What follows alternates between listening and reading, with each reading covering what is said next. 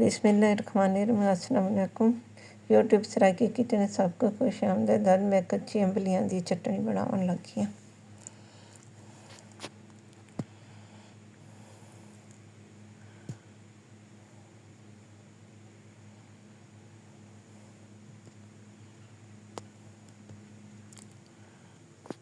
इस वास्ते मैं 2 किलो अंबलियां घेन गिद्दियां। हुण इन्हां को छिल गईन सा। अंबलियां छलीज गईयां। इन्हां दे बरीक बरीक टुकड़े मैं कर गिद्दन ते इन्हां को उबाल गईन सा। मैं पानी रख दिता भाई, पानी उबल चुका है। विच अंबलियां पा दी ते एक हल्का जिहा ही उबाला आया ते भाई अंबलियां गल गईयां।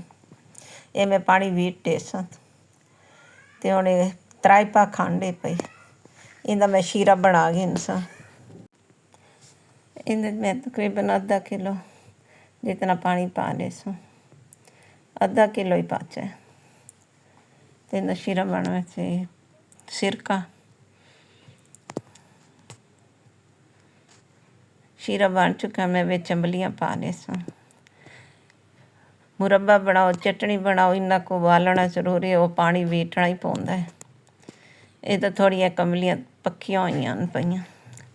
मर्चां दा 1 चमचा पा लिता कुटियां होईयां। लूण,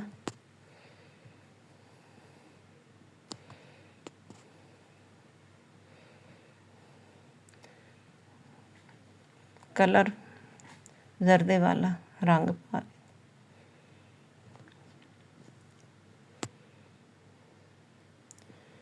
हुण उबाले आ चुके ने। देखण लगियां भई ये शीरे दा मोती बना है या नहीं। इहदा मोती बन चुका है। हुण विच मैं 1 कप सिरके दा विच पा ले सा। अंबली दी चटनी बनाओ तो इहदे विच सिरका पावना जरूरी होंदा है। जल्दी खराब नहीं थींदी। किलवंजी विच सिरका पाए ना, एक दोबारा भी पकावना जरूरी है पे थोड़े।